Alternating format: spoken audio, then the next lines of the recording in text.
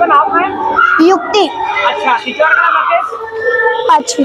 अच्छा, बरं काय संदेश दिलेला आहे तू गाण्यातून? माझी सर्व पालकांना विनंती आहे की आपल्या मुलीसोबत असं घडू नये असं वाटत असेल तर तिला योग्य ती सुरक्षा करण्याची शिकवण द्या आणि त्याचबरोबर आपल्या मुलांना देखील रस्त्यावर चालणारी स्त्री मुलगी आपली संधी नसून जबाबदारी आहे हे शिकवा.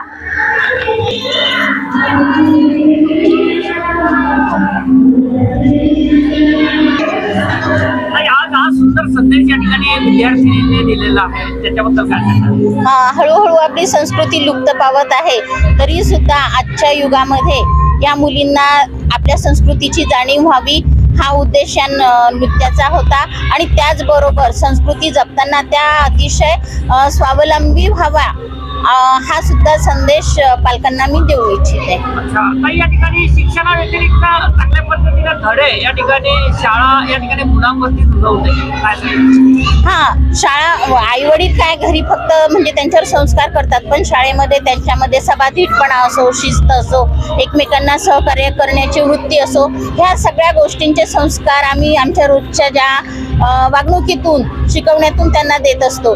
त्यामुळे त्यांनी त्यांच्या सर्वांगीण विकास हा शाळेमध्ये होत असतो आणि त्यामुळे त्या डेव्हलप होतात.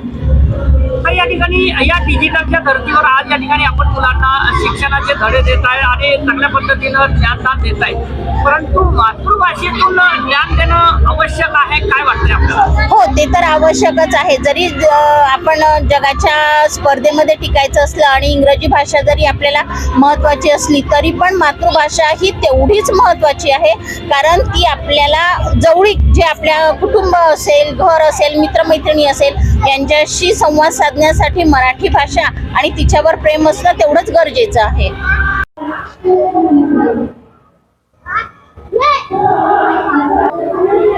बेटा तुझं नाव? ईश्वरी मंगेश जाधव. अच्छा, किती वर्गाला जातेस? 5वा ब. अच्छा, कोणते वर्ग शिक्षक? Y madam. बर, आज तू ह्या कोणत्या प्रभावात इथे सादर करणार आहात? शिवकन्या डान्स. शिवकन्या डान्स किती महिन्यापासून प्रॅक्टिस मध्ये होत्या का दिवसापासून प्रॅक्टिस मध्ये होत्या? किती दिवस लागले तुला प्रॅक्टिसला? आम्हाला 1 महिना. 1 महिना. पण काय वाटतंय तुला आज हे स्नेह संमेलन या ठिकाणी होत आहे, कसं वाटतंय? खूप छान वाटतंय. अच्छा, पण शाळा अभ्यास व्यतिरिक्त या ठिकाणी आज कुठेतरी तुझ्या सुप्त मुलांना वाव मिळतोय, काय सांगणार? मला चांगलं वाटतंय? हो. पण कोणत्या दिशेने जाणार तू? शिक्षण वगैरे पूर्ण झाल्यानंतर तुझं कोणत्या दिशेने धाव घेणार? मला डान्सची खूप आवड आहे म्हणून मी डान्सर बनणार. अच्छा, ओके, थँक्यू. आज या चिमुकल्याबद्दल दोन शब्द काय सांगणार? आमच्या शाळेतले हे चिमुकले अतिशय गुणवान आहे आणि त्यांचे जे कलागुण आहे, कौशल्य आहे, हे स्नेह संमेलनाच्या माध्यमातून आमच्या समोर येतात आणि त्यांना फक्त दिशा देण्याचं काम आम्ही करतो आणि ते आम्ही सांगितलेल्या मार्गावर चालतात आणि त्यांचे जे सुप्त गुण आहे ते आम्हाला अशा स्नेह संमेलन, असे जे विविध परफॉर्मन्स असतात यातून आम्हाला दिसून येतात आणि आमचा हाच उद्देश असतो की विद्यार्थी हे चांगल्या प्रकारे घडले पाहिजे. केवळ पुस्तकी ज्ञानच नव्हे तर त्यांच्यामध्ये जे काही सुप्त गुण आहे ते बाहेर आले पाहिजे. त्या माध्यमांसाठी आम्ही हे स्नेह संमेलन आयोजित केलेलं आहे.